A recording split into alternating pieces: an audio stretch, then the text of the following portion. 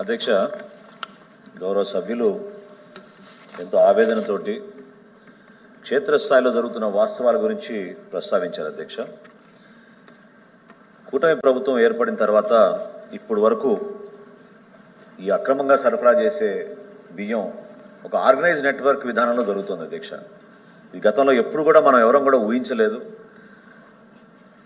ఎవరైతే 1,48,00,000 రేషన్ కార్డుదారులు ఉన్నారో వాళ్ళందరికీ కేంద్ర ప్రభుత్వం, రాష్ట్ర ప్రభుత్వం కలిసి వేల కోట్ల రూపాయలు వెచ్చించి వాళ్ళకి మంచి పౌష్టికాహారం అందించాలనే ఆలోచనతో ఈ కార్యక్రమం చేస్తున్న నేపథ్యంలో పబ్లిక్ డిస్ట్రిబ్యూషన్ సిస్టమ్ ద్వారా అందించాల్సిన ఈ బియ్యాన్ని వీళ్ళు ప్రభుత్వానికి అంతిమంగా మాకు ఖర్చు అయ్యేది ₹43.40 అధ్యక్ష, 1 కిలో ఈ బియ్యం.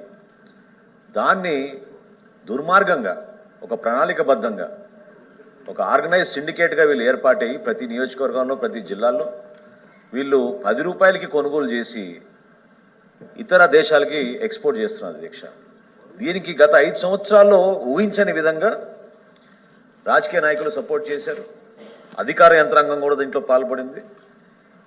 ఆ విధంగా వీళ్ళకి అందుబాటులో ఉన్న ఈ వ్యవస్థను ఉపయోగించుకుని వాళ్ళ స్వార్థాల కోసం కాకినాడ నుంచి ప్రత్యేకంగా ఆఫ్రికా వంటి దేశాలకి వీళ్ళు తరలించి తీసుకెళ్లారు. అధ్యక్ష, మన ప్రభుత్వం వచ్చినాక, కూటమి ప్రభుత్వం వచ్చినాక ఇప్పటి వరకు 1010 కేసులు బుక్ చేసాం. అధ్యక్ష, 1010 కేసెస్ 6A కింద 60,051 మెట్రిక్ టన్నులు మన ఆంధ్రప్రదేశ్లో స్వాధీనం చేసుకున్నాం. అధ్యక్ష, కాకినాడ విషయానికి వస్తే ప్రత్యేకంగా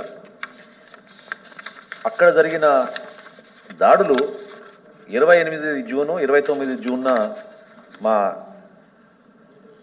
పౌర సరఫరాల శాఖ నుంచి మా ఎండి గారు, నేను, కలెక్టర్ గారు, జాయింట్ కలెక్టర్ గారు, ఇతర అధికారులు కలిసి 13 మిల్లుల పైన దాడి చేశాం. అధ్యక్ష, 13 మిల్లుల్లో కూడా అక్కడ ఖచ్చితంగా ఆధారాలతో సహా మాకు పేద ప్రజలకు అందించాల్సిన ఈ పీడిఎస్ రైస్ అక్కడ నిల్వలు కనబడ్డాయి. అధ్యక్ష, ఇందాక నేను సమాచారం అందించినట్టు 51,427 మెట్రిక్ టన్నులు మనం సీజ్ చేసాం. అధ్యక్ష, ఆ 2 రోజుల్లో అందులో 26,488 మెట్రిక్ టన్నులు పీడిఎస్ రైస్గా నిర్ధారించడం జరిగింది.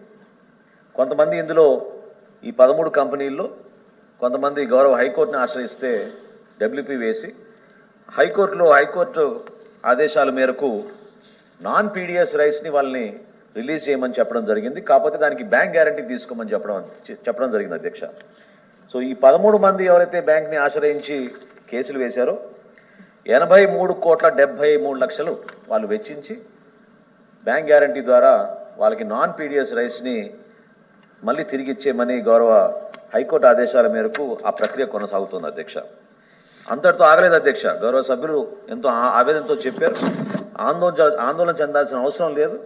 అనురాధగా చెప్పినట్టు ముందుగా వీళ్ళపైన క్రిమినల్ కేసెస్ కూడా నమోదు చేసాం. అధ్యక్ష, 6A చట్టమే కాకుండా క్రిమినల్ కేసెస్ నమోదు చేసి ఎసెన్షియల్ కమోడిటీస్ యాక్ట్ సెక్షన్ 7(1) కింద కేసులు నమోదు చేశాం. అదేవిధంగా భారతీయ న్యాయ సమితి సెక్షన్ 318 కింద కూడా మేము క్రిమినల్ కేసెస్ వీళ్ళపైన నమోదు చేయడం జరిగింది. అధ్యక్ష, ఇన్వెస్టిగేషన్ జరుగుతోంది.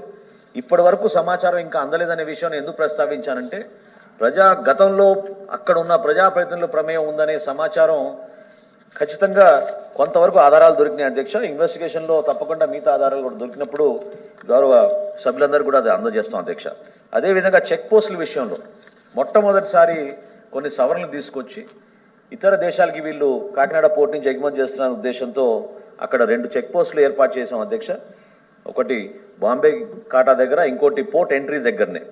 అదేవిధంగా మొట్టమొదటిసారి పోలీసు, రెవెన్యూ సిబ్బంది మరియు పౌర సరఫరాల శాఖ నుంచి 3గురిని ఒక టీమ్గా ఏర్పాటు చేసి జాయింట్ కలెక్టర్ గారి ఆధ్వర్యంలో ఖచ్చితంగా NOC certificate, no objection certificate ఉంటేనే పోర్ట్ అధికారులు ఈ బియ్యాన్ని ఎగుమతి చేయాలనేది ఒక కొత్త సంస్కరణ తీసుకొచ్చి అక్కడ నిబంధనగా మేము ఏర్పాటు చేసి చేయడం జరిగింది. అధ్యక్ష, రాష్ట్ర వ్యాప్తంగా అనేక సందర్భాల్లో నేను పర్సనల్గా వెళ్తున్నాను, దాడులు చేస్తున్నాను. అధ్యక్ష, అధికార యంత్రాంగం కూడా ఎప్పటికప్పుడు కదులుతోంది. తప్పకుండా నేను ఇందాక అన్నట్టు కేంద్ర రాష్ట్ర ప్రభుత్వాలు ఒక పెద్ద ఆలోచనతో ప్రతి కుటుంబాన్ని ఆదుకోవాలనే భావనతోటి ఇంత భారీ ఎత్తున చేస్తున్న ఈ కార్యక్రమానికి వీళ్ళు కావాలని ఒక క్రైమ్ సిండికేట్, ఆర్గనైజ్డ్ క్రైమ్ సిండికేట్గా ఏర్పాటై ఒక మాఫియా లాగా తయారై వీళ్ళు రాష్ట్ర వ్యాప్తంగా ఈ కార్యక్రమాలు చేస్తున్నాం అధ్యక్ష. ఖచ్చితంగా దీనిపైన కఠినంగా వ్యవహరిస్తాం.